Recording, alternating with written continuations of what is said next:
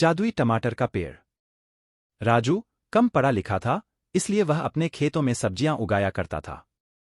वहीं उसका बड़ा भाई पढ़ा लिखा था और वह शहर में एक बड़ी सी कंपनी में नौकरी किया करता था। राजू की भाभी विमला बहुत घमंडी और आलसी थी।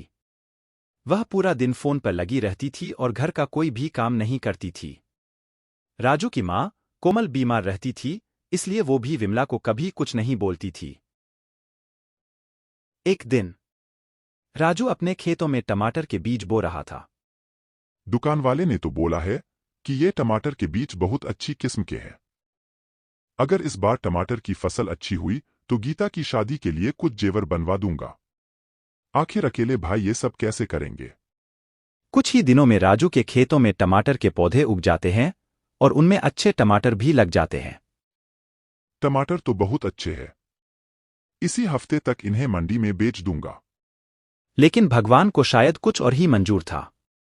रात को सब अपने घरों में सोए हुए थे और अचानक बहुत तेज बारिश होने लगती है और पूरी रात मूसलाधार बारिश होती है। अगले दिन जब राजू खेत में जाकर देखता है तो पूरे खेतों में पानी भरा हुआ था और सारी टमाटर की फसल खराब हो गई थी। अब राजू बहुत परेशान था। क्या हुआ बेटा, इतना परेशान क्यों हो? माँ कुछ भी अच्छा नहीं हो रहा, टमाटर की सारी फसल बर्बाद हो गई। अब तो दोबारा बीज बोने के लिए पैसे भी नहीं है। कोई बात नहीं, तू चिंता मत कर। विमला कल सुशील से फोन पर बात कर रही थी, वो आज घर आ रहा है, उससे बीज बोने के लिए कुछ पैसे ले लेना। 2 दिन के बाद भैया, मुझे कुछ पैसे चाहिए थे। इस बार बारिश होने से टमाटर की सारी फसल बर्बाद हो गई है। देख राजू, मेरे पास खेतों में पैसे बर्बाद करने के लिए नहीं है, तुम्हारा तो हर बार का यही रहता है।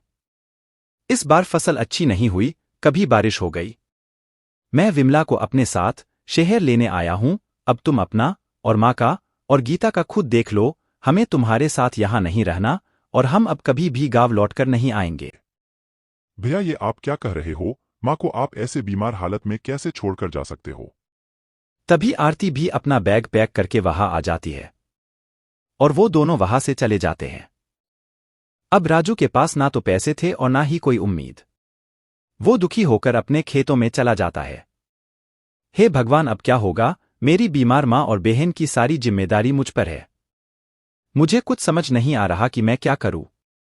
राजू के आंसू बर्बाद हुए टमाटर के खेतों में गिर रहे थे, तभी अचानक राजू को चमकती हुई कुछ किरणें दिखाई देती है। अरे, यह कैसी किरणें हैं जो इतनी चमकती है? राजू तेजी से उस किरणों की तरफ जाकर देखता है तो वहां टमाटर का एक बहुत बड़ा पेड़ था और पूरा पेड़ चमकते हुए टमाटरों से भरा हुआ था। अरे, ये क्या चमत्कार है, टमाटरों का इतना बड़ा पेड़। राजू टमाटर तोड़ता है और अचानक उसकी जगह और नए टमाटर आ जाते हैं। अरे, ये तो जादू है, टमाटर की जगह नए टमाटर आ गए। तभी पेड़ से आवाज आती है, तुम अपने खेतों में बहुत मेहनत करते हो, लेकिन बारिश की वजह से तुम्हारी सारी फसल बर्बाद हो गई। मैं एक जादुई टमाटर हूं। मैं मेहनती और मन की सच्चे लोगों की मदद करता हूं, तो मेरे पेड़ से टमाटर उतारकर उससे पैसे कमा सकते हो, लेकिन कभी भी लालच नहीं करना। मेरी मदद करने के लिए बहुत बहुत शुक्रिया। उसके बाद राजू टमाटर के पेड़ से टमाटर तोड़ता है और उन्हें मंडी में बेच देता है।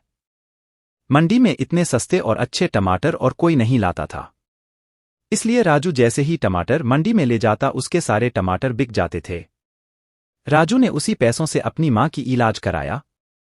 अब राजू अपनी माँ और बहन गीता के साथ खुशी से रहने लगा।